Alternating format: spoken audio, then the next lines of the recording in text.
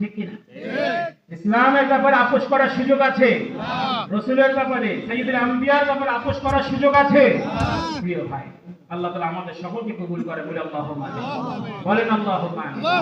আমাদের সমাজে বিভিন্ন স্লোগান আছে, ধর্ম যার যার, উৎসব সবার, আছে না নাই? এটা কোনো মুসলমানের স্লোগান হয়? ধর্ম যার যার, আমল তার তার। কি বলেন?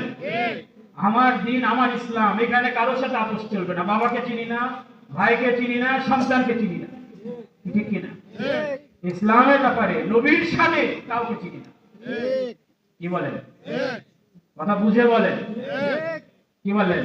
আল্লাহ কবুল করেন, বলে আল্লাহুম্মা আমিন। প্রিয় ভাইরা, আমার রাসূল সাল্লাল্লাহু আলাইহি ওয়াসাল্লাম থুতু ফেলেছেন, তারা সেই থুতু শরীরে মেখেছেন। আমার নবী ওযু করেছেন, ওযুর পানি তারা খেয়ে ফেলেছেন। এইভাবে নবীকে ভালোবাসা, নবীর ব্যাপারে কোনো আপোষ চলবে না। মহাব্বত, ভালোবাসা, বাপের ভালোবাসা বাপের জায়গায়। হ্যাঁ, আল্লাহ আমাদের সকলকে কবুল করে, বলে আল্লাহুম্মা আমিন। প্রিয় ভাই, নেক আমল, ঈমানকে সংরক্ষণ করব, নেক আমল, ভালো কাজগুলো শুরু করবে, ছোট হোক বড় হোক, কোনো ভালো কাজকে ছোট করব না। কি বলেন? 2 টাকার দানের দাম আছে না নাই? জোরে বলেন, 2 টাকার দানের দাম আছে না নাই? 2 টাকা দান করেছেন, হালাল মেহনতের পয়সা। হাদিসের মধ্যে এসেছে, আল্লাহ তাআলা সেই দানকে তার কুদরতি ডান হাত দিয়ে গ্রহণ করেন। সুবহানাল্লাহ। তার মানে কোনো আমল ছোট না। অসহায় মানুষ, তার পাশে চলে যান। বৃদ্ধ মানুষ চলতে পারে না, তাকে সঙ্গ দেন।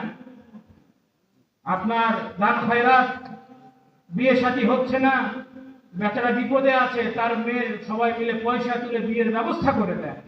এইভাবে ভালো ভালো নেক আমলগুলো আগাতে হবে, ঠিক কিনা? প্রিয় ভাই, কারো সহযোগিতায়, এটা বলে আমি শেষ করি, কষ্ট হচ্ছে আপনাদের না?